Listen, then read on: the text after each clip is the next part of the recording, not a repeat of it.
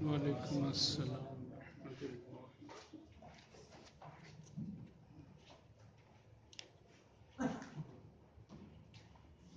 سورۃ الشورى آیت نمبر 36۔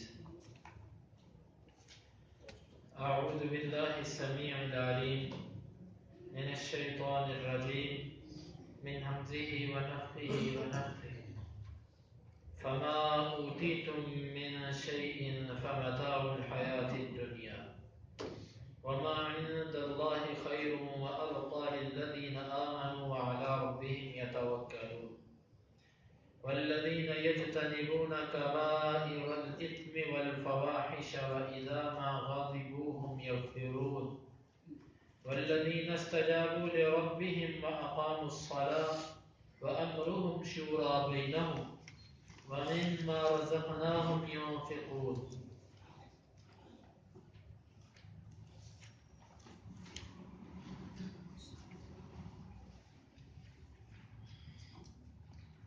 فما فا کا مطلب بس، ما جو، اوتی تم دیے گئے ہو، من سے شیء کسی چیز سے، فما اوتی تم من شیء پس جو تم دیے گئے ہو کسی بھی چیز سے، فمتاع فا کا مطلب بس متاع فائدہ ہے، سامان ہے، الحیات زندگی کا، الدنیا دنیا کی، فمتاع الحیات الدنیا پس وہ دنیا کی زندگی کا سامان ہے۔ وما واو کا مطلب اور ما جو، عند پاس ہے، اللہ اللہ کے، وما عند اللہ اور جو اللہ کے پاس ہے، خیر وہ سب سے بہتر ہے، وابقى اور باقی رہنے والا ہے، للذین لام کا مطلب کے لیے، الذین ان لوگوں، آمنو جو ایمان لائے، وعلا اور پر، ربی رب ہم اپنے، یتوکلون وہ توکل کرتے ہیں، بھروسہ کرتے ہیں، اور جو اللہ کے پاس ہے وہ سب سے بہتر ہے اور باقی رہنے والا ہے ان لوگوں کے لیے جو ایمان لائے اور اپنے رب پر توکل کرتے ہیں۔ والذین واو کا مطلب اور الذین وہ لوگ، یجتنبون جو بچتے ہیں، کبائر کبیرہ، الاثم گناہ سے، بڑے بڑے گناہوں سے، والفواحش اور فحاشی سے، بے حیائی سے، فحش کاموں سے، وَإِذَا اور جب، وَإِذَا ما اور جس وقت، غضبوا وہ غصے میں ہوتے ہیں، ہم وہ یغفرون معاف کر دیتے ہیں، والذین اور وہ لوگ، استجابوا جنہوں نے قبول کیا، لام کو مطلب کے لیے، رب ربہم اپنے، لربہم اپنے رب کے لیے، وَأَقَامُوا اور انہوں نے قائم کیا، الصَّلَاةَ نماز کو، وَأَمْرُهُمْ اور ان کا معاملہ، شورا مشورہ ہوتا ہے، بینہم آپس میں، وَمِمَّا اور اس چیز سے، رَزَقْنَاهُمْ جو ہم نے رزق دیا ان کو، ينفقون وہ خرچ کرتے ہیں۔ فَمَا أُوتِيتُم مِّن شَيْءٍ فَمَتَاعُ الْحَيَاةِ الدُّنْيَا پس جو بھی تم دیے گئے ہو کسی بھی چیز سے، پس وہ دنیا ہی کا، دنیا کی زندگی کا سامان ہے، وما عند اللہ خیر وابقى اور جو اللہ کے پاس ہے وہ سب سے بہتر بھی ہے اور باقی رہنے والا بھی ہے، للذین آمنوا ان لوگوں کے لیے جو ایمان لائے،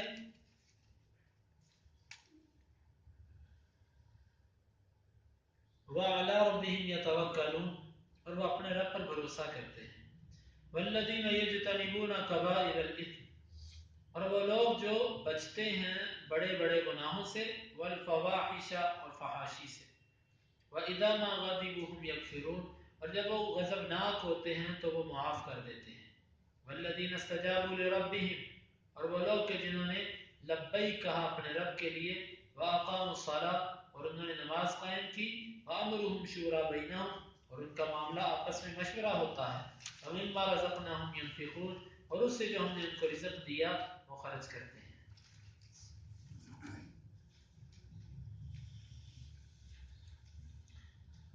اللہ رب العزت نے پیچھے دنیا کی چیزوں کا ذکر فرمایا، کشتیوں کا ذکر فرمایا اور اس کے علاوہ اپنی بہت بڑی بڑی نعمتوں کا ذکر فرمایا، لیکن اللہ رب العزت نے اس آیت میں اس غلط فہمی کو دور کر دیا۔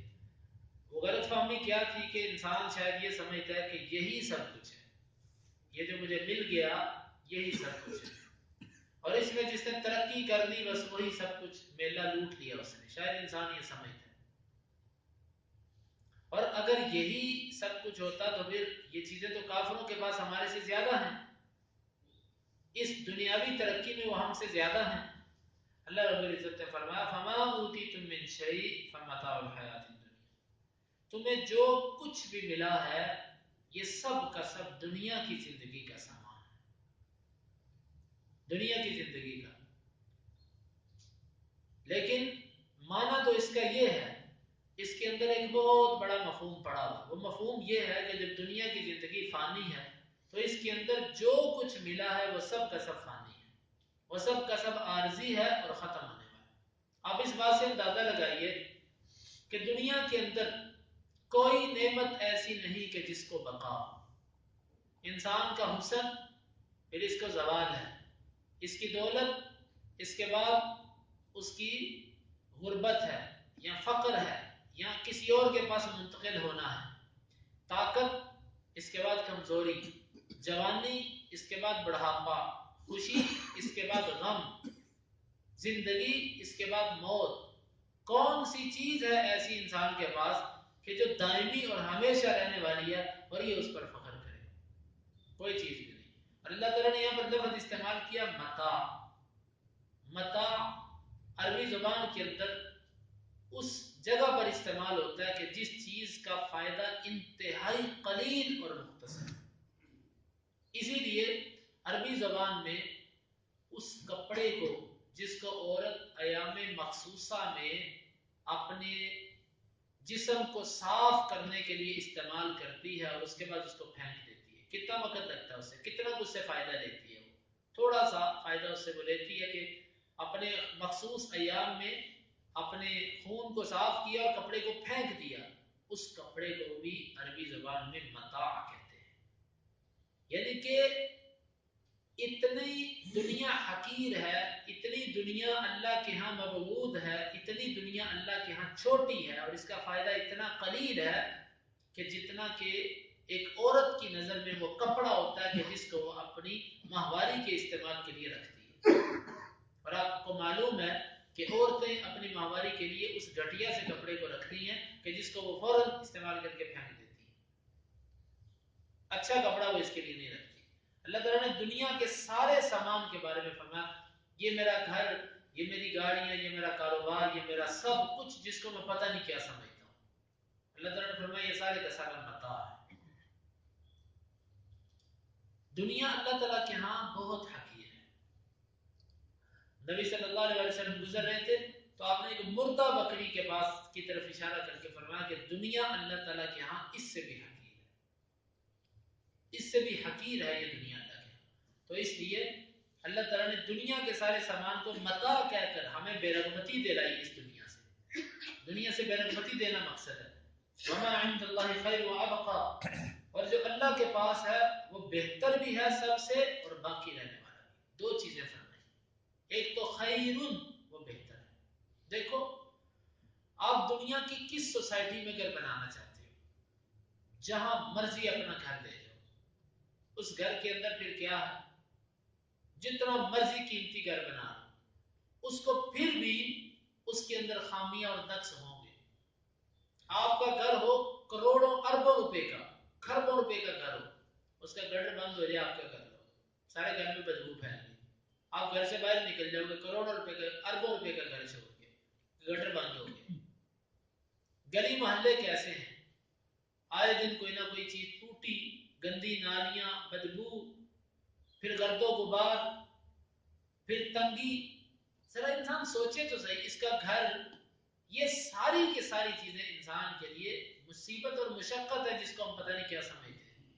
حقیقت بات ہے یہ دنیا کی زندگی ہمارے کندھوں پر بہت بڑا بوجھ ہے، بہت بڑا بوجھ ہے، کیونکہ یہ دنیا اگر میں نے اس کو صحیح چلایا تو یہ دنیا ہی میری نجات کا ذریعہ بنے گی، اور اگر میں نے اس کو غلط استعمال کیا تو یہ دنیا میری ہلاکت اور تباہی کا ذریعہ بنے گی.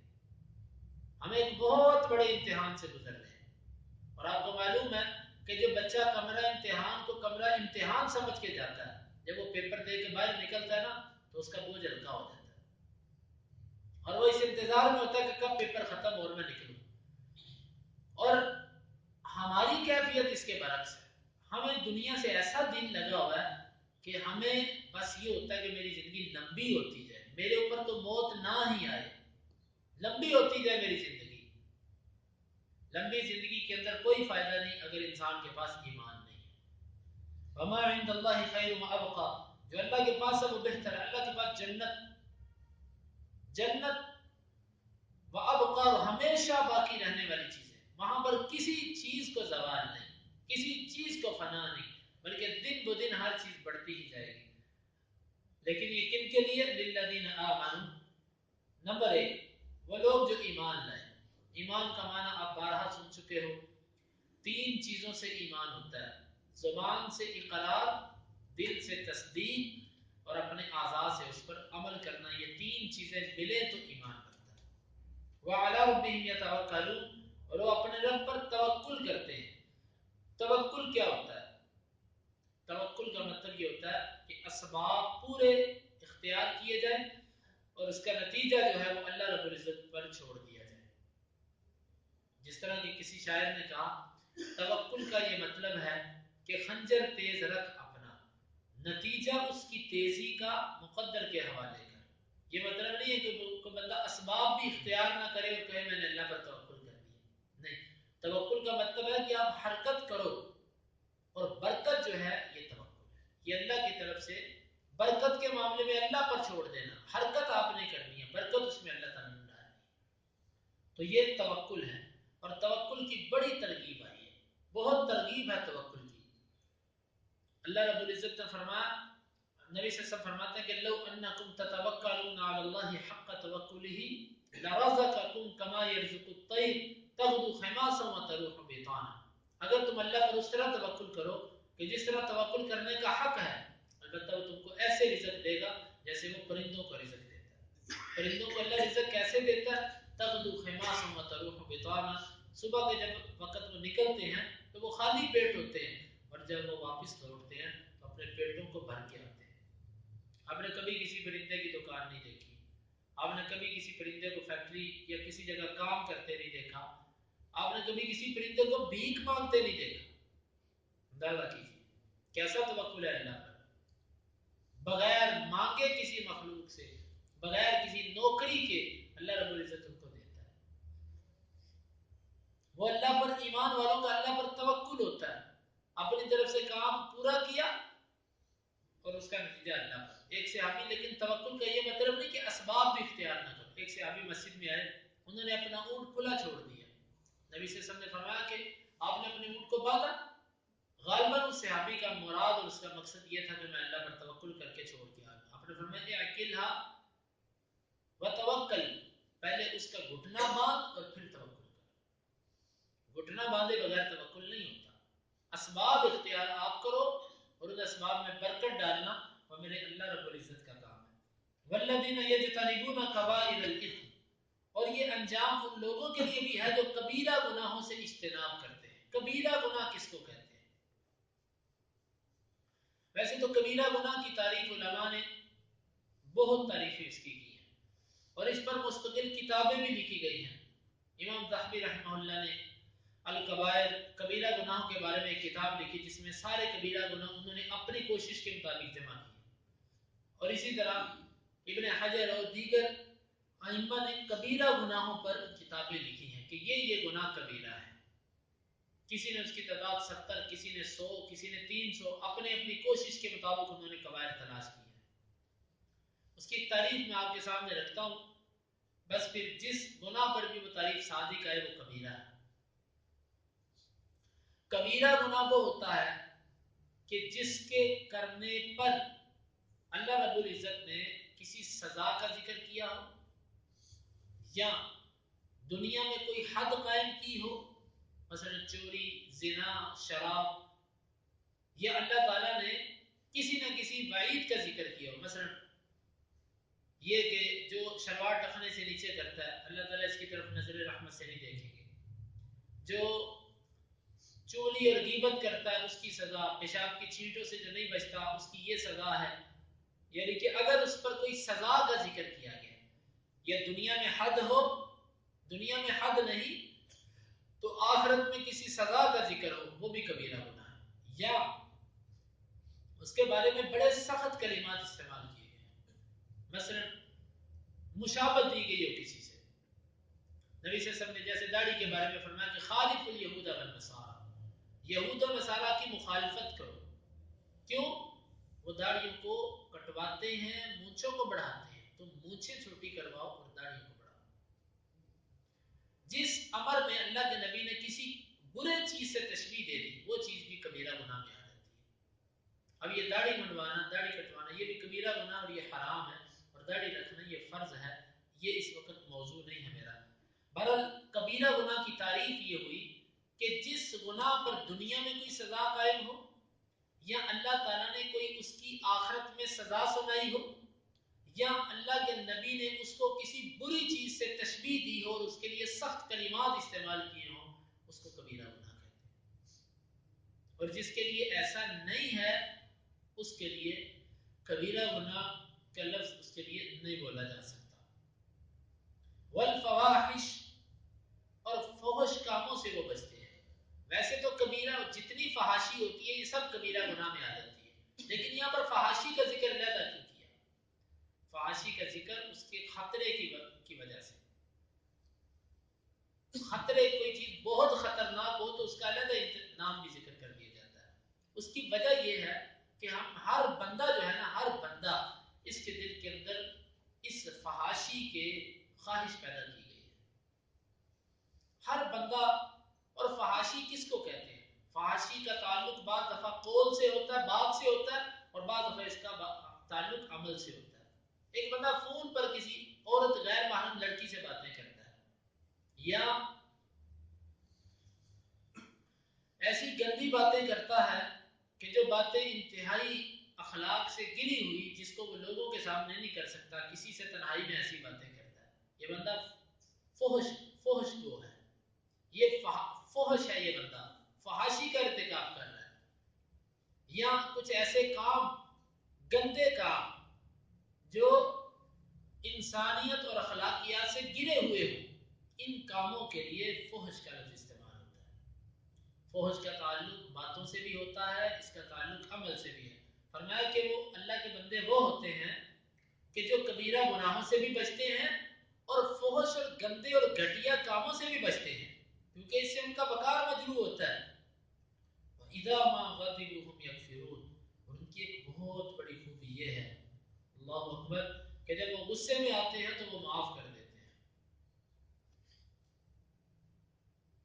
جب وہ غصے میں آتے ہیں تو وہ معاف کر دیتے ہیں. یہ اتنی بڑی خوبی ہے، اتنی بڑی خوبی ہے. اللہ رب العزت نے اسی کے بارے میں فرمایا کہ یہ عام بندے کو یہ نہیں ملتا، الا ذو حظ عظیم، بہت بڑا جس کو اللہ نے ایمان کا حصہ دیا ہو نا اس کو یہ توفیق ملتی ہے.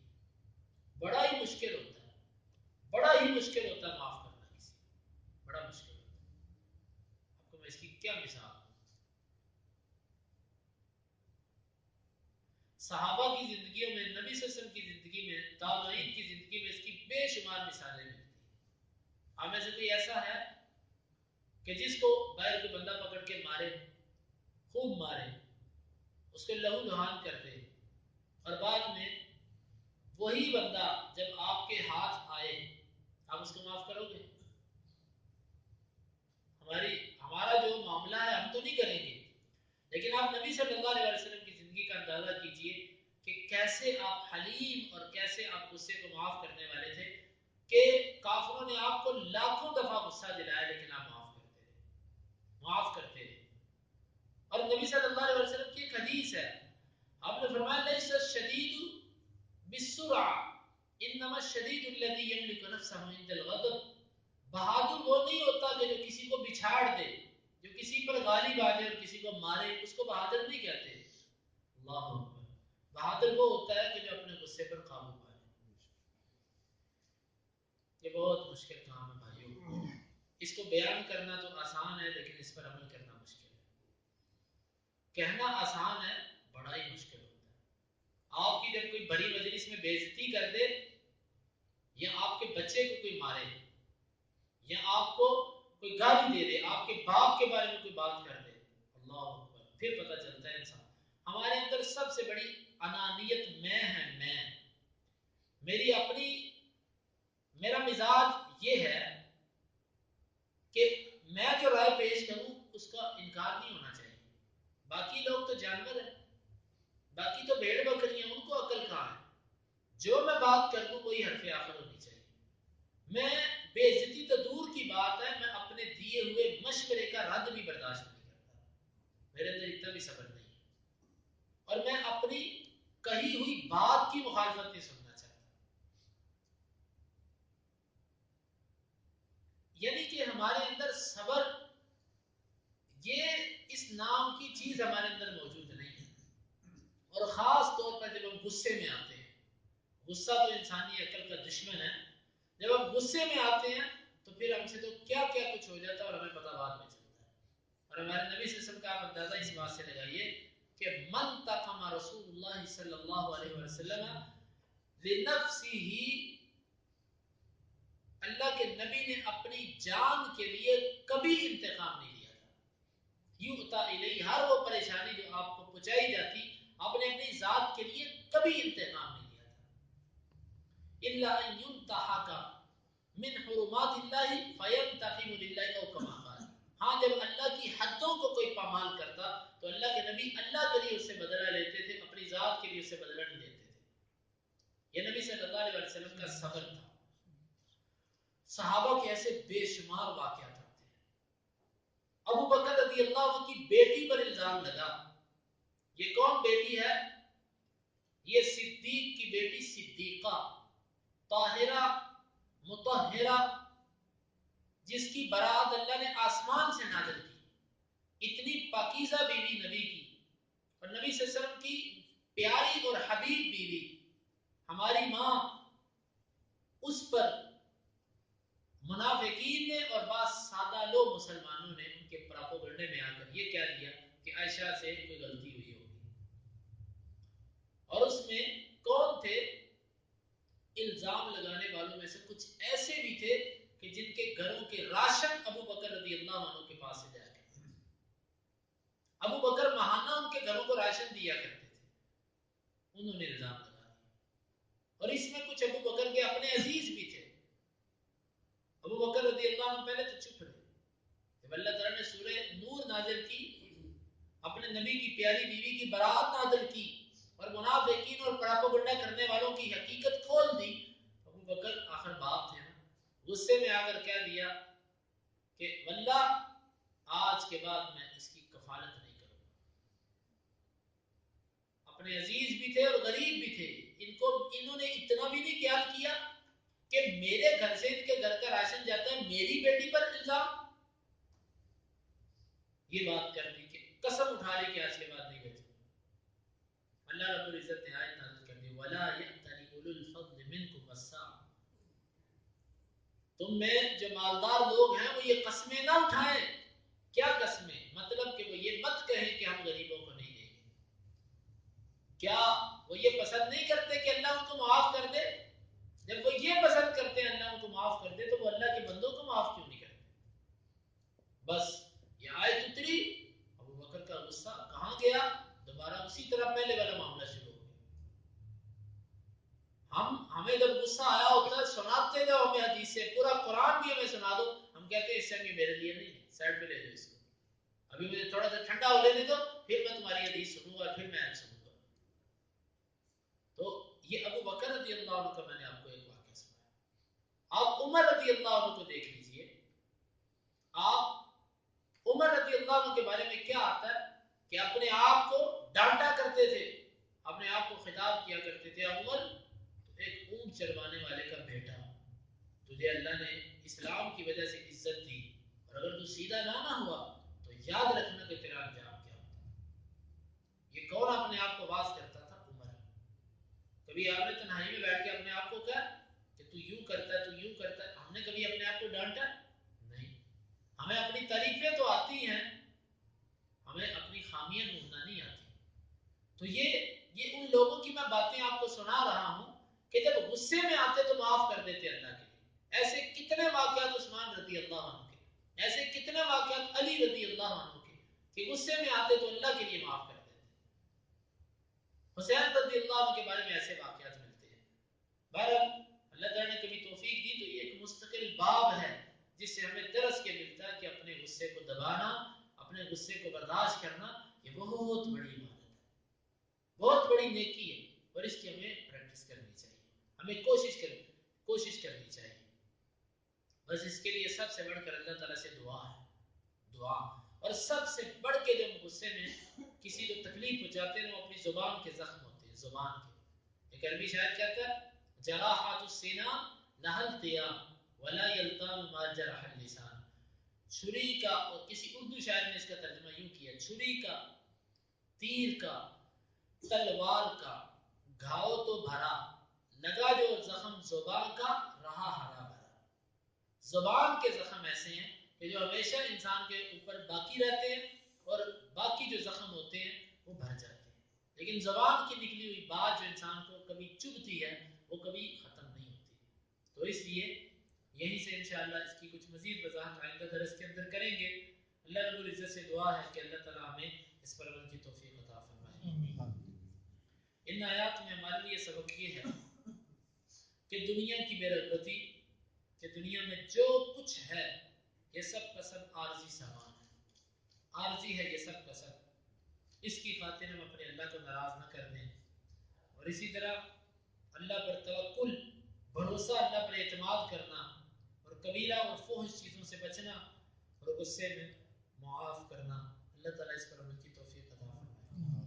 فما اوتیتم من شیء, وما اوتیتم من شیء, بس جو بھی تم دیے جاؤ گے کسی چیز سے, بس جو بھی تم دیے جاؤ گے کسی بھی چیز سے, فمتاع الحیات الدنیا, ومتاع الحیات الدنیا, بس دنیا کی زندگی کا سامان ہے, بس دنیا کی زندگی کا سامان ہے, وما عند اللہ, وما عند اللہ, اور جو اللہ کے پاس ہے, اور جو اللہ کے پاس ہے, خیر و ابقا, خیر و ابقا, وہ بہتر ہے اور باقی رہنے والا ہے, بہتر ہے اور باقی رہنے والا ہے, للذین, للذین, ان لوگوں کے لیے, ان لوگوں کے لیے, آمن, آمنوا, جو ایمان لائے, جو ایمان لائے, وعلی ربہم یتوکلون, وعلی ربہم یتوکلون, اور اپنے رب پر وہ توکل کرتے ہیں, اور اپنے رب پر بہت توکل کرتے ہیں, والذین یجتنبون, والذین یجتنبون, اور وہ لوگ جو اجتناب کرتے ہیں, اور وہ لوگ جو اجتناب کرتے ہیں, کبائر الاثم, کبائر الاثم, بڑے گناہوں سے, بڑے گناہوں سے,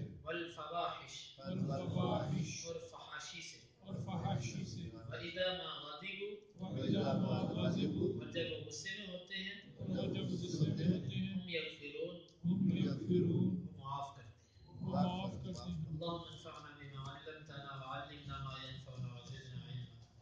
اللهم اقسم لنا من خشيتك ما تحول به بيننا وبين معصيتك, ومن طاعتك ما تبلغنا به جنتك, ومن اليقين ما تهون به علينا مصائب الدنيا.